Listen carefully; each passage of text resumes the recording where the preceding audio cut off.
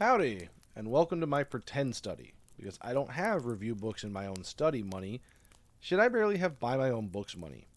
But today we're going to talk about the last book I read, The Seven and a Half Deaths of Evelyn Hardcastle by Stuart Turton. Now to start with, I'll let you know, I didn't pick this book for any specific reason. Truth be told, I've had a half a dozen books decorating my desk for the past few months, and I picked this on a whim. To give away the ending of the review, not the story, I like this book a lot. Turton said he was a big fan of Agatha Christie and Quantum Leap,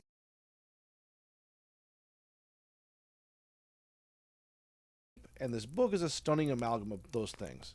The setting, the characters, the mystery, and the way the time bending elements are sprinkled in do justice to the premise in a way that makes for a satisfying read. But let's get into the nitty gritty to understand a little better what makes this book work. To give a very basic, spoiler free summary, the book is about a man reliving the same day over and over a la Groundhog Day.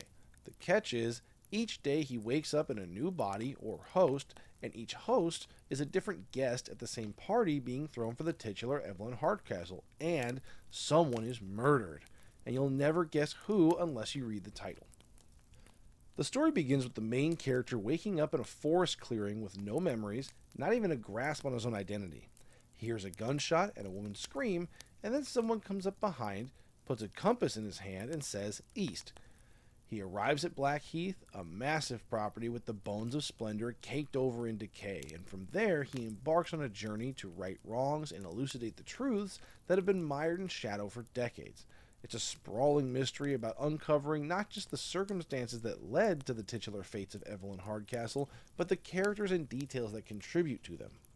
Much like an Agatha Christie novel, the mystery is as much in understanding the motives and relationships at play as it is the act being investigated.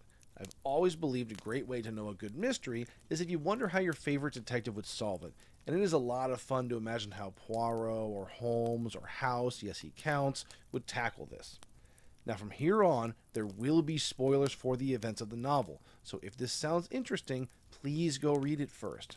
I know the temptation to experience media through the lens of reviews. It's like eating the frozen version of a dessert it would take 2 hours to make from scratch. But do it anyway. You'll be gratified that you experienced the story as intended. But if you want to hear me talk about it instead, I don't blame you.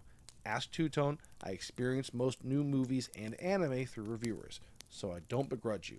With that said, on to the juicy bits. For starters, the way the book is organized is incredible. Using 8 different perspectives of the same day and events, layered one after the other, is a story structure that keeps on giving with every passing host and reevaluation of the day's events. But what really makes it sing is how you identify with each host as they experience the same confusion, excitement, and consternation that you do. Aidan Bishop, the character who is inhabiting all of these hosts, is, both functionally and literally, a blank slate. Save for an internal voice that whispers to him on occasion and nagging fragments of memories he can't give shape to, he is essentially a fawn finding his legs in a new world and in a new body every time he wakes up. As Sebastian Bell on the first day, you're completely thrown for a loop. Like him, you don't know what's going on, where he should be going, or even where he is now. You're just inundated with information and work through sorting it as best you can. Turton does an excellent job of organizing the order of the hosts, a task he credits to the Plague Doctor, who you could even interpret as his in-universe stand-in. Bell is weaselly and quick to stress, so being overwhelmed and scared suits him. Then, as the story goes on, you get Ravencourt, who is intelligent and pragmatic. Then you get Derby, who is quick to action and impulsive. Then Dance and Rashton come with their eye for detail and analytical minds. The hosts Aidan inhabits each reflect where he is in the investigative process. Even Donald Davies is perfectly used, with your introduction being him impetuously running away from Blackheath, and his use in the end being arguably the most invaluable. If I were going to attribute a character flaw to Aidan, it'd be that he often falls into the generic good guy trope of just wanting to help out and save people and be nice, none of which is bad, but it's not always interesting either. It makes you wonder how a guy like Serge Storms would handle this, although he's closer to the Footman or Derby in temperament. However, this general goodness is effective at contrasting the increasingly twisted forms of selfishness and callousness that the other characters reveal in themselves. Stanwin, Derby, Evelyn, Peter, even Bell and Gold, all with their morally dubious aims and desires. And Aidan Being forced to wear the skins of often awful people forces his internal moral compass into conflict with that of the hosts. Speaking of which, there are a few mechanical choices with the host system that I think give the story real flavor. If this had been a simple day 1, day 2, day 3 structure, it'd have gotten stale even with the changing hosts. But instead, Turton adds ripples to make the events more dynamic. For one, if Aiden goes unconscious in a host, whether it be sleep, trauma, or death, he jumps to the next host, but can return to that host when or if they wake up, at the time they wake up. This comes up a lot as he becomes more familiar. He's even able to manipulate this knowledge to his advantage. The hosts also retain their underlying personalities, meaning, for example, Aiden is compelled to stuff his face as Ravencourt even though he's ashamed of it, and he's overcome by Derby's lust when he's investigating Evelyn's room. As the story goes on, his memories of the previous hosts all linger to some degree, so by the end of the story his mind is awash in different feelings and memories and points of view, all competing with and sometimes even drowning out his sense of self. This is further impacted by his amnesia, especially as he begins to piece together who he was before Blackheath and how that impacts his journey. Also, let's talk about the Plague Doctor. He is arguably the most interesting character in the entire book. Early on, he's a foreboding presence, giving the impression that he either controls the world you're inhabiting or at the very least knows how it works and only gives you breadcrumbs. But as you learn more about Anna, and later Daniel, and realize Aiden is given a lot of advantages that they're not, like multiple hosts, retaining memories of previous days, and the clues he's given directly, you question the Plague Doctor's motives and purpose. Especially in the last quarter of the book when we learn about the existence of other Plague Doctors, the purpose of the murder investigation, and the unique nature of Aiden's presence at Blackheath compared to Anna and Daniel. What makes the Plague Doctor so fascinating to me are the questions his existence and role conjure. Does he get to leave, or is he there indefinitely too? Is he there as a punishment or as employment? How much does he know about his identity outside of Blackheath? He mentions seeing other scenarios like a village with beheaded bodies, but has he worked for other scenarios, or has he always been the warden of Blackheath? I guess we can get into thematic questions now, because my favorite aspect of the Plague Doctor as a character is how he grapples with the nature of his own role. We learn Blackheath is a sort of virtual prison, where people are sent for rehabilitation, and his job is to make sure the events of the repeating day play out as they're supposed to, and to confirm whether one of the prisoners has earned the right to leave. But with Aiden, he's confronted with questions about the infrastructure he's a part of. Does this work as rehabilitation? And if it does, is he obligated to accept a person has changed when the evidence is presented, no matter what crime got them sent there in the first place? Through the process of being in Blackheath, both Anna and Aiden are so disconnected from their original selves that they're functionally new people. But does that wash away the sin? Does that mean the most effective punitive rehab would just be lobotomies?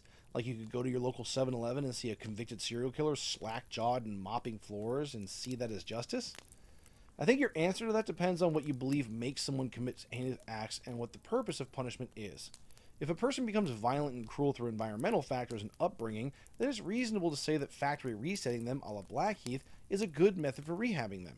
But if the point of punishment is to dissuade future crime, this type of internment doesn't necessarily feel like a deterrent. It'd be like if every criminal, regardless of any diagnosed condition, was sent to a mental health facility rather than a prison. This isn't a fully accurate comparison, since the Plague Doctor does say these punitive scenarios range in difficulty and intensity, so I imagine there's a much less intense version of Blackheath for less extreme crimes. He even mentions Blackheath being for the worst of the worst, with only a few people ever being sent there. But still, if every violent criminal knew getting caught meant going into a VR crime novel and spending their days playing detective, I don't know how much that would disincentivize crime. Overall, though, I think this is a super fun read. It's paced well, none of the hosts feel way less interesting than any of the others, and Turton does an awesome job of revealing information at a rate that keeps you engaged with the story while also not overwhelming the events occurring in real time. Perspectives are well utilized, characters are able to change as more comes to light, and Aiden remains sympathetic throughout, even if I think he's too weak to reconcile Anna's past with their present relationship. 3.5 out of 5 would recommend. And now, let's do a quick ranking of the hosts based on who I would want to inhabit. Number 8 would be the butler. He gets the shit beaten out of him, falls in and out of consciousness, and then gets choked out. Number 7 would be Derby. Yeah, being trapped in the body of a serial rapist whose impulses you can only marginally control is not vibes, it's not based at all, and it's totally not rad. Six would be Ravencourt. He's intelligent and well connected, but the passages of Aiden describing how painful and uncomfortable living in his body is, that's a no from me, dog. And that's coming from a guy who hovers between 250 and 280, so I'm of the chunk persuasion. Five would be Bell. Having cowardice as a default personality trait is pretty sad, but he does get treated pretty well by everyone. Plus, if I knew I was in the body of a drug dealer, I'd have been using free samples to get info and had the whole party fucked up by lunch. Four would be Davies. He doesn't really have any drawbacks aside from being short and weak, but he's also the host that runs to nowhere and passes out in the middle of the road. Three would be Dance. He's got the best brain and the second worst body. Reasonable trade-off since he comes late in the game. Plus, he's a mean girl deep down, which sounds like fun. Two would be Gold. He doesn't really have any detracting qualities, and seeing the world through the eyes of an artist would be really interesting. Unlike my normal life where I see the world through the eyes of a fat guy. Being strung up like a side of beef would suck, but he's knocked out for most of that, so it's fine.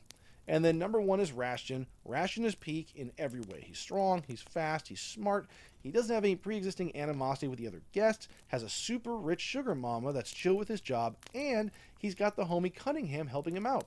First choice, 100%, and his death was such shit. And for the record, I didn't factor in whether they live in this ranking.